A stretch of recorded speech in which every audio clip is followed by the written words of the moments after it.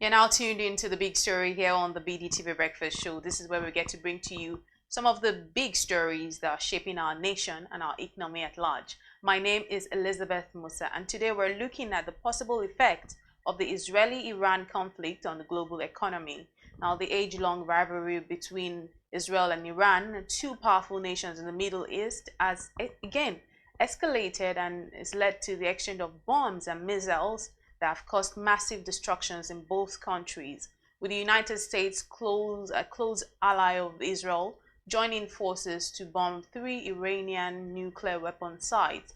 But beyond the immediate human and geopolitical costs, this development raises urgent questions about its impact on the global economy. From oil prices and energy security to trade disruptions and investor uncertainty, the ripple effects could be far-reaching. Of course, we have joining us this morning Mr. Collins Inweke, is a Belgium-based Nigerian global affairs analyst who will unpack the economic consequences of the Israeli-Iranian war and what it could mean for global markets, the supply chains, and economic stability. Welcome to the show, Mr. Collins Inweke. Thank you very much, Elizabeth, for having me. Good morning. Good morning. It's very lovely to have you today, and thank you for joining us again. Let me start by asking you just your opinion on what you think are some of the root causes of this current Israeli-Iranian conflict, and why has it escalated at this particular time? I will keep my personal opinion out of it and just go rather historical, Elizabeth, because facts are facts. I mean, everywhere in the world, 1 + 1 is 2. Now, having said that, I would want to say that there are 3 major root causes that you can point at in trying to understand exactly what is happening in the Middle East now. Specifically, the Israeli-Iranian conflict. Number 1 is Iran's opposition to Israel's existence, and linked to that is Iran's support for pro-Xi groups, for instance, Hezbollah in Lebanon and Islamic Jihad in Gaza. So that's number 1. And then number 2, on the other hand, is Israel's determination to prevent Iran from acquiring nuclear weapons and disrupting regional stability. I mean, in that sense, you could say that, Israel is perpetually fearful of what Iran might do to them when it is allowed to, develop a nuclear weapon, considering the age-long, sense that Iran doesn't want Israel to exist. And then, added to that, which is the third, perspective on this, is, the regional power rivalry, where Iran seeks to assert Shia dominance against, Israel's alliance with Sunni states like Saudi Arabia. And then another important example is United Arab Emirates. So these are, 3 major, areas that you can point out to, get a sense of where, all of these came from. Right, and thank you so much for giving us that background. And let's bring it back to the time we are now. Now, this war is looking like there's a war brewing, or maybe there's even a war already. How is this affecting global oil prices, and what are the possible short and long-term energy market implications here? Yeah, okay. So get into that. Let's try to understand, why it's even happening now. I mean, you have described it as age-long conflict, and indeed that is what it is. And you ask yourself, why now? Now, the conflict escalated after a direct, Iranian missiles and drone attacks on Israel in April, just a couple of months ago, which actually was a retaliation for Israel's strike on the Iranian consulate in Damascus. Now, The war in Gaza is another thing, to consider in trying to understanding why now. And then the breakdown of informal de-escalation channels, because some had been set up. And let's not forget something very critical here, which is the peace sort of arrangement that President Obama actually negotiated, that meant the further development of nuclear weapon would have to be stepped down by Iran. Now, it was at some point abandoned by President Trump, who during his first coming as president. And yeah, now, having said that, I would like to indeed speak straight to the question you asked regarding impact on global oil prices and energy market. Now, as you know, you have impacts that are immediate. Now, the immediate impact is that oil prices have surged over $100 per barrel. That is, as you and I speak now, Elizabeth. And this is as a reaction to fears of supply disruption from the Gulf region. Now, another immediate impact that we are seeing is insurance premium for tankers in the region have actually spiked as a consequence of instability in the market. Now, you also look at the short-term implications and then the long-term implication. Now, the short-term implication of this in terms of the impact is increased volatility and speculative trading. Of course, we know how that plays out. Now, strategic reserves may be released. For instance, from the U.S. Strategic Petroleum Reserve. These are part of, the short-term implication that we might see. And then you look at the long-term, again, kind of speculating. Energy importation, countries, for instance, Nigeria, countries that are dependent on, energy importation, may diversify supply. Now, let me stop there and explain something here. Right. Nigeria, under normal circumstances, is oil-producing country, but they also import oil because they actually ship the crude oil out of Nigeria and then have it refined and then imported back to Nigeria. So, energy importing countries may diversify supply sources. They may invest in alternative energy and boost domestic production. And then a prolonged conflict, and one would certainly hope that this conflict will not be prolonged, could actually accelerate energy transition policies in the EU and Asia, which to some extent, indeed, is, unintended, consequence, positive consequence of the war. So these are the immediate, short, and long-term, impact on the global economy. And having said all of this, Mr. Nweke, we talk about the strategic importance of the Middle East. What risks does this conflict pose to international trade routes, and especially when we're talking about through the Strait of Hormuz? So what really are the risks that this conflict could pose?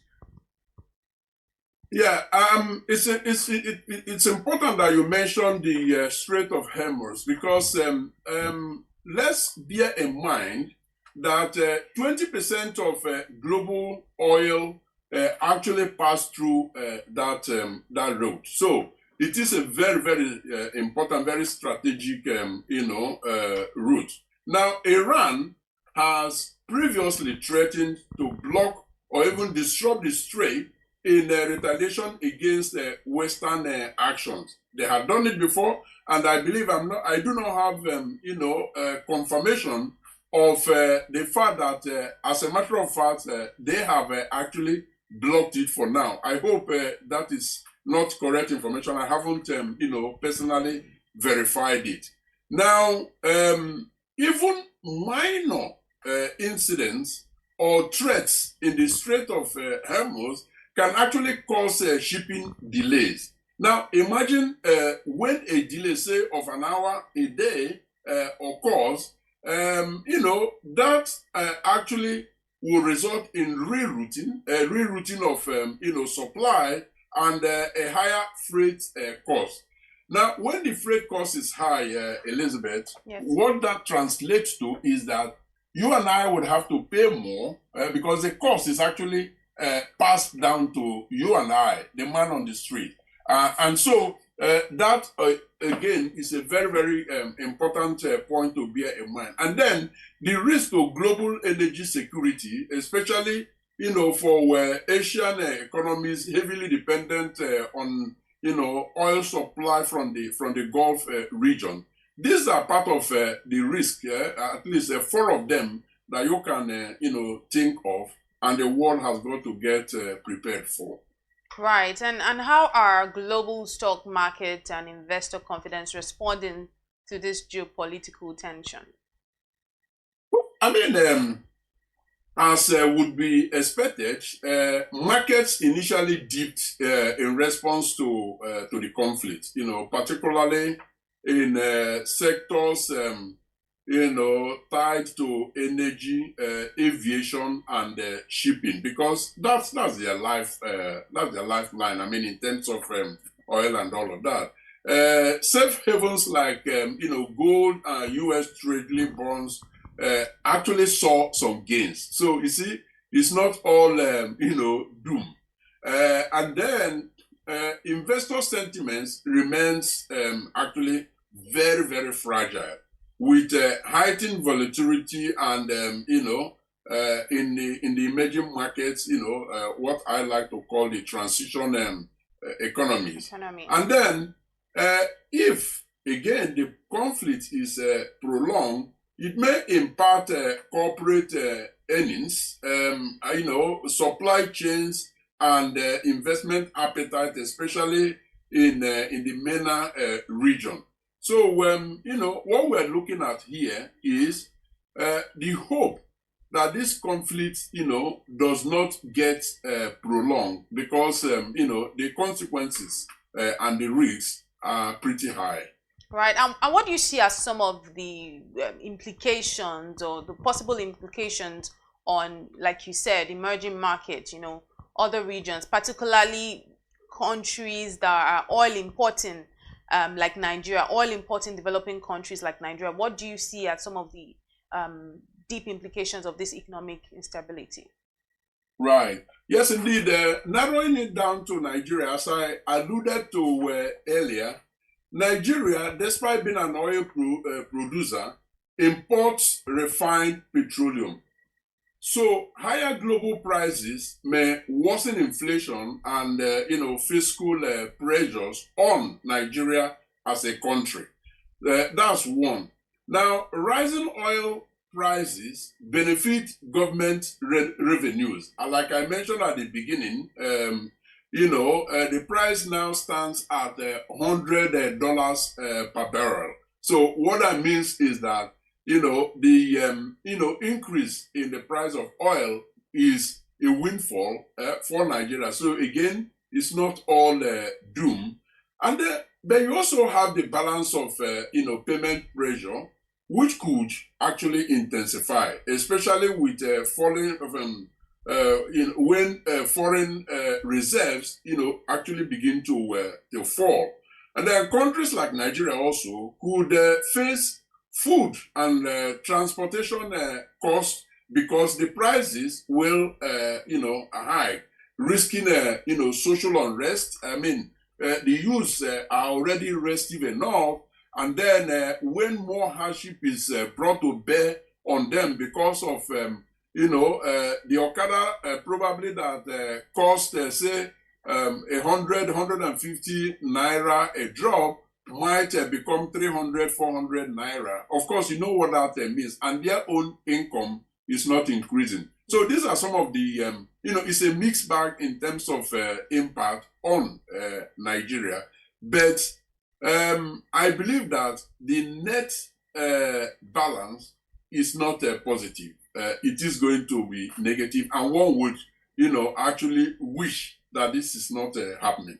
The net balance is not positive. Now, when we talk about the major powers also, because they also play a huge role, a major role here. Talk about the United States, talk about China, Russia. How do you see their responses, influencing global economic outcomes, and what responses are we seeing right now? Yeah. Well, Israel is a natural ally of the United States of America. I mean, we are faced with a situation where, the feeling is whatever Israel does, America will still back it. We have seen that playing out now here. Now, deploying naval assets to deter Iran, but in a way, I mean, we saw the bomb, the bunker-busting bomb that the United States sent in the middle of what was supposed to be a negotiation. Now, these don't help issues. On the other hand, the U.S., represented by its president, Donald Trump, is telling us that they do not want a full-scale, war, and then announced, a ceasefire. Neither side respected the so-called ceasefire. So that's U.S. on the one hand. And then you have China that is, consistently calling for de-escalation because, is concerned about oil supply, of course, oil supply routes and, the global trade, which is, a forte of China. And then on the other axis, which is the third axis now, you have Russia seizing the opportunity to, distract, Western focus from Ukraine that he has invaded and, deepen its ties with Iran. So, I mean, the strategy of Russia here could be quoted to the saying that the enemy of my enemy is my friend. And so that is the angle through which, Russia is approaching. So these are the three main axes to, actually consider here. Right. And I want to reference an opinion article which you wrote where you had said that, you're talking about reference to this crisis going on right now. And I'll just simply ask you, is the world at the brink of World War III or is it not? Very good question, and thank you for referencing the opinion article. The situation that the world is facing now is one that no one would wish for, but is the world, the globe, the world generally, is it at war? No, it is not at war. And are we going to see a situation where this degenerates, to a third world war? Certainly not. And the reasons are not far-fetched. It's not far-fetched. The reasons are not far-fetched because, there is no, what you can think of, what you can actually talk about, the worst you can, call this is regional conflict. So there isn't that well-coordinated, global, conflict that will pitch this group against the other. But what you see is a fragmentation of different conflicts. And of course, diplomacy has become much better than it was, say, in 1914 or during the Second World War, 1945. So all of those tools, for instance, the United Nations, even closer home to where you are now, the African Union, they are all doing, bits and pieces of shuttle diplomacy negotiating, de-escalating, and actually, using their friends and allies to ensure that, this is nipped. One would have wished that it was nipped at the bud, but, it has gone beyond that. But obviously, there is going to be a containment at some point. So, no, a third world war is not looming. All right. While we move on right now, let's talk about the way forward and what we think can possibly, help economies to cushion the economic impact of this conflict and prevent what we'll refer to as a broader economic fallout. What measures can global institutions, can governments take to cushion the economic impact of this conflict? Good question. Of course, I will look at it again from the short-term, strategy, and then the medium-term strategy, and perhaps, with a bit of time, I might be able to also look at, the long-term strategy. Now, first and foremost, I believe that it is important that, there is what we call strategic petroleum reserve releases. I mentioned that earlier on, alluding to the United States that has, a considerable reserve. And then there has to be, coordinated central bank responses to manage inflation expectations. Now, in 1914, 1945, the banking, the state of banking is not as sophisticated as it is today. And so, hunger is always, a consequence of war. But with central banks coordinating better, and they have the tools to coordinate, I believe that policies could be put in place to ensure that, inflationary trends are actually contained. And then financial support has got to be considered also for vulnerable economies, e.g. IMF emergency funding for oil importing countries. These are, in my opinion, three major points that have to happen not tomorrow, but even yesterday, in the midst of this conflict. But then also you have the medium term. Investment in energy diversification, which is already happening in small measures, have now got to be stepped up. That is the urgency of the time, especially in renewable energies and regional pipeline. This is a real imperative. And then, I alluded to the fact that, diplomacy has become more sophisticated today than it was before. Well, that is a tool that calls to be used and used urgently right now. So strengthening of diplomatic forums, for instance, the United Nations, G20, Organization of, oil-producing countries, and all of those institutions should actually play their role in ensuring that, there is ceasefire and that they mediate in that ceasefire and, this conflict containment. Like I said earlier in answering your question as to whether a third world war is looming, I also, mentioned the fact that with all of the, institutions playing their role, there will be containment. It may not happen, tomorrow, but over time it will happen. And then finally, under the medium-term strategy, supply chain restructuring to reduce exposure to choke points, for instance, the Strait of Hormuz, these have got to also, receive the attention that they deserve. All right, and finally, given how weak the United Nations has become, amid increasing global regional conflicts, how relevant is the United Nations right now in, tackling conflicts like this?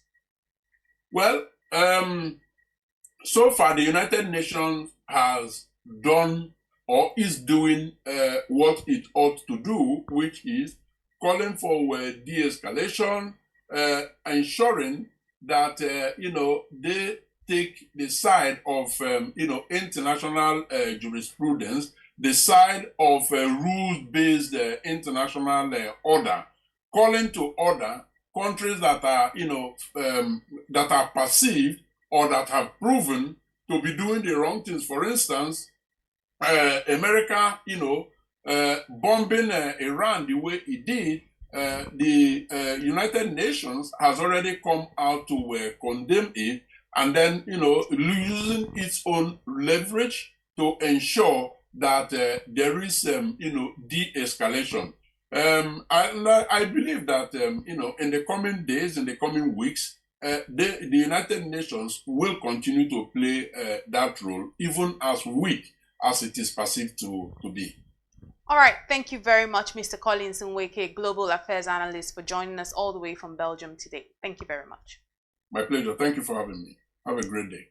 Absolutely. You too. This has been the big story on the BDTV Breakfast Show. My name is Elizabeth Musa. Keep watching BDTV.